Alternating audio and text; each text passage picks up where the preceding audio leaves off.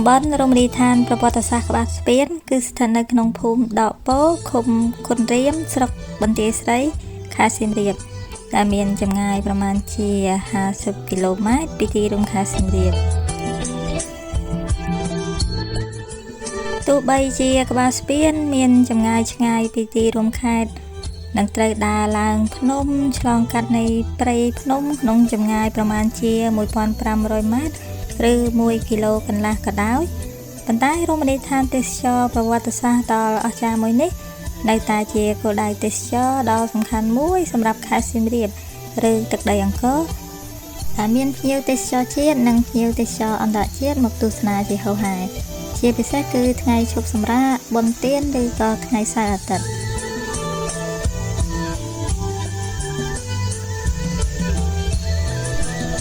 ភ្នំក្បាលស្ពានគឺជាភ្នំមួយដែលដាច់ពីភ្នំគូលែនមកខាងលិច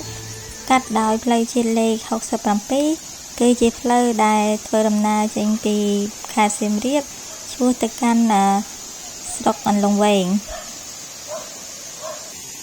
ឥឡូវនេះសូមពុកម៉ែបងប្អូនមកស្វែងយល់អំពីពាក្យថាក្បាលស្ពានតែគេហៅតំបន់នេះថាក្បាលស្ពានគឺមូលហេតុដោយសារអ្វីនៅលើភ្នំនេះគឺមានស្ទឹងមួយដែលហូរកាត់គេហៅថាស្ទឹងឫស្សីហើយនៅស្ទឹងឫស្សីនេះគឺមានទាំងថ្មមួយយ៉ាងធំលាតសន្ធឹងកាត់ទៅទាំងផ្លូវទឹកដែល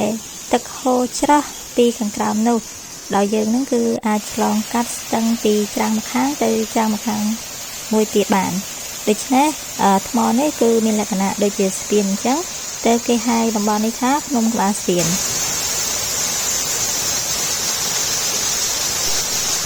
ទីតាំងក្បាលស្ពាននេះគឺជាទីតាំងដ៏ពិសិដ្ឋមួយហើយមានចម្លាក់នៅបាតស្ទឹងដែលឆ្លាក់នៅលើថ្មភ្នំធម្មជាតិដោយចម្លាក់ទាំងអស់នេះគឺបង្ហាញសម្រស់យ៉ាងល្អវិចិត្រដែលប្រៀបដូចជាលឹង1000និងអន្លង់ពងផ្កាយនៅលើភ្នំគូលែនផងដែរទីតាំងនេះមិនត្រឹមតែមានចម្លាក់យ៉ាងល្អវិចិត្រប៉ុណ្ណោះទេ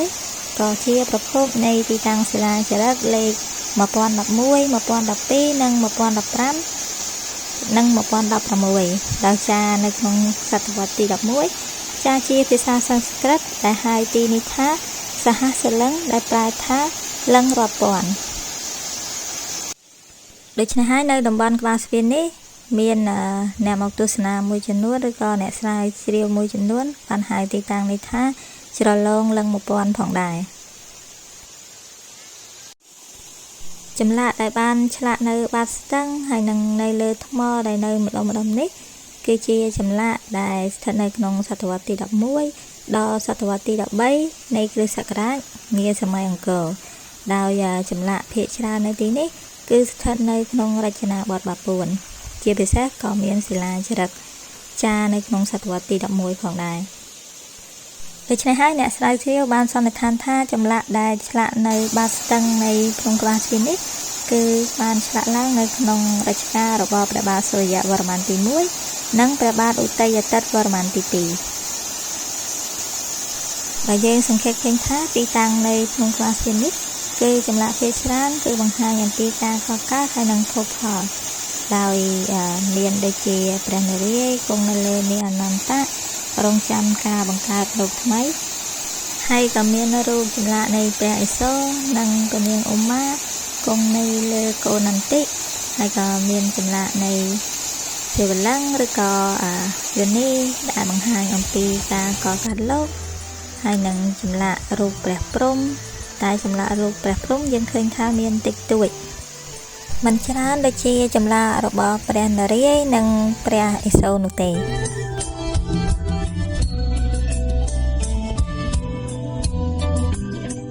ឥឡូវនេះគឺផ្នែកខាងលើក្រុមរបស់នាងខ្ញុំគឺបានទស្សនារួចរាល់ហើយឥឡូវគឺនាងខ្ញុំនឹងនាំពុកម៉ែបងប្អូនទៅទស្សនានៅផ្នែកខាងក្រោមបន្តទៀតដែលយើងធ្វើដំណើរចុះទៅតាមមាត់ស្ទឹងដោយធ្វើដំណើរទៅតាមមាត់ស្ទឹងនេះដើម្បីទស្សនានៃចម្លាក់ផ្នែកខាងក្រោមបន្តទៀត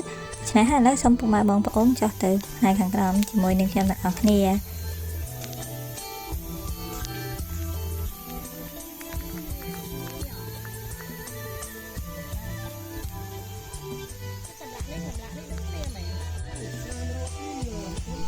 បន្ទាប់ពី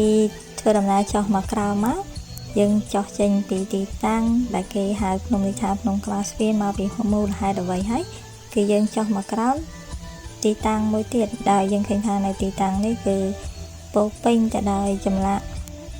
សេវរង្សឬក៏រង្សព្រះឥសូរហើយនឹងយោនីដែលគឺឆ្លាក់នៅតាមបាតស្ទឹងហ្នឹងគឺមានរាប់ពាន់ដូច្នេះទីតាំងនេះគឺពិតជាស័ក្តិសមនឹងទីតាំងដែលគេហៅថាសហសលឹងឬក៏ចលងនៃលឹង1000ពិតមែន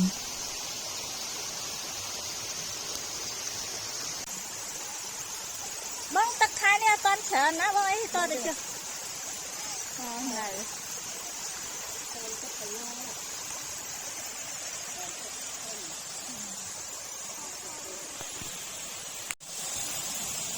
និយាយទៅនេះសិតតែចម្លាក់ត្រឹងណាមជួរហ្នឹងវាអស់សិតតែចម្លាក់ព្រះសិវៈ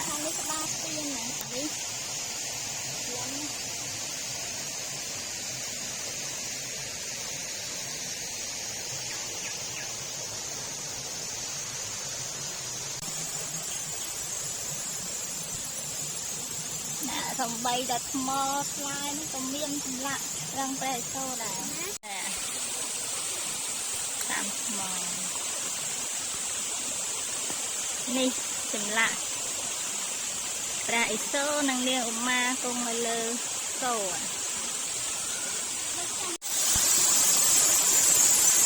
បងប្អូនសត្វកើត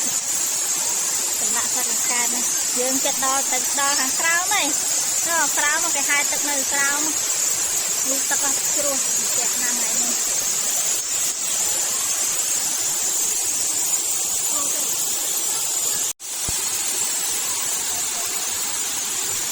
ចាំចិន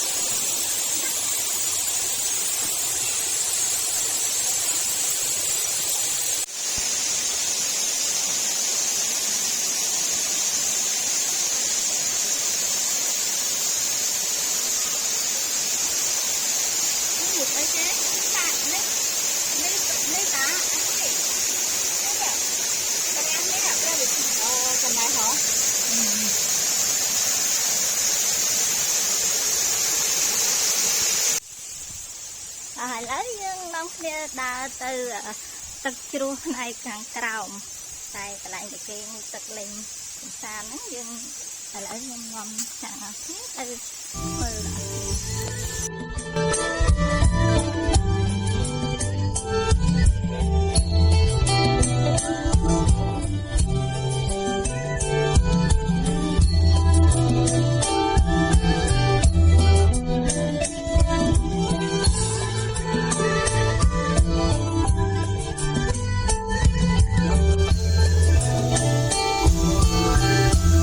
ឥឡូវគឺបន្ទាប់ពីបានមើលនៃចម្លាក់នៃបាតស្ទឹងហើយគឺយើងធ្វើដំណើរចុះមកក្រោមទៀតដោយមានកម្មចិន្តាឈើយើងអាចចុះមកក្រោមបានដោយងាយស្រួលហើយមកនៅខាងក្រោមនេះគឺមានទឹកជ្រោះគឺយើងអាចងូតកំសាន្តបានថែមទៀតផងដោយទឹកជ្រោះនេះគឺមានទិដ្ឋភាពទូជាងក្នុងកលែងក៏ប៉ុន្មានប៉ុន្តែខែនេះគឺទឹកច្រើនដែរហើយមើលទៅត្រជាក់ស្រួលហើយថ្លាមែនទែនដូច្នេះអាចមកទីនេះគឺអាចទស្សនានៃចម្លាក់ដ៏ល្អប្រណិតហើយគឺអាចងូតទឹកកំសាន្តបានថែមទៀតផង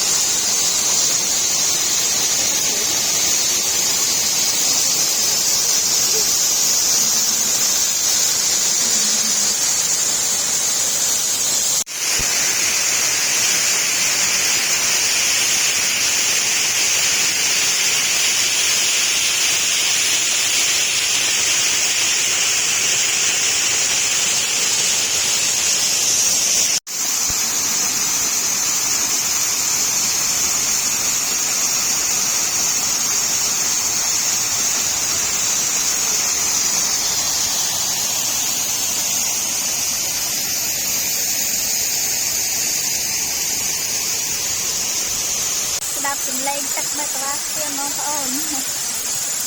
ไอ้เดินหลังจะจะตรูเหมือนเต้นวันนี้ยกอ่างมาตักลากระโดดโดยก็บ้านก็บ้านนี่ยังจะอ่างนี่ตักมาดองดูดหายจ้ะดาวต่างชาติรับจะเป็นพายเจียมากระโดดกระลาเต้ยังตักลาในทางกลางประมาณไหนให้ชายนี่ตักละมอมหนึ่งนู่นมาแต่จะจะตรูละ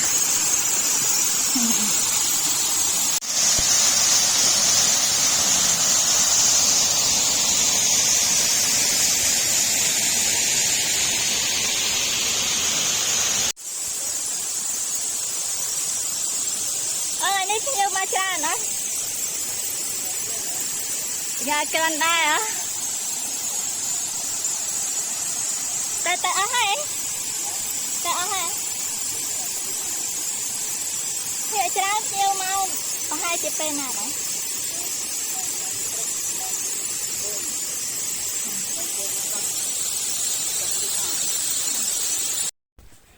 យើងសង្កេតឃើញថាចម្លាក់ដែលឆ្លាក់នៃបាតស្ទឹងនេះគឺមានប្រវែងប្រហែលជា150ម៉ែត្រប៉ុណ្ណោះពីត្រង់ចំណុចដែលគេហៅថាក្បាលស្ពានរហូតមកដល់ទឹកជ្រោះខាងក្រោមនេះដោយទឹកនេះគឺបានហូរកាត់ធ្លាក់ទៅខាងក្រោមទៅស្ទឹងឫស្សីដល់មួយភាគបំបែកទៅស្ទឹងសៀមរាបស្ទឹងពួកដោយធ្លាក់ទៅខាងក្រោមប្រើប្រាស់សម្រាប់វិស័យកសិកម្មផងនិងក៏ជាទឹកមន្តដ៏ស័ក្តិសិទ្ធិដែលផ្ដល់នូវសេចក្តីសុខសប្បាយនិងត្រជាក់ត្រជុំដល់ប្រជាជននៅខាងក្រោមផងដែរពួកអង្គុញ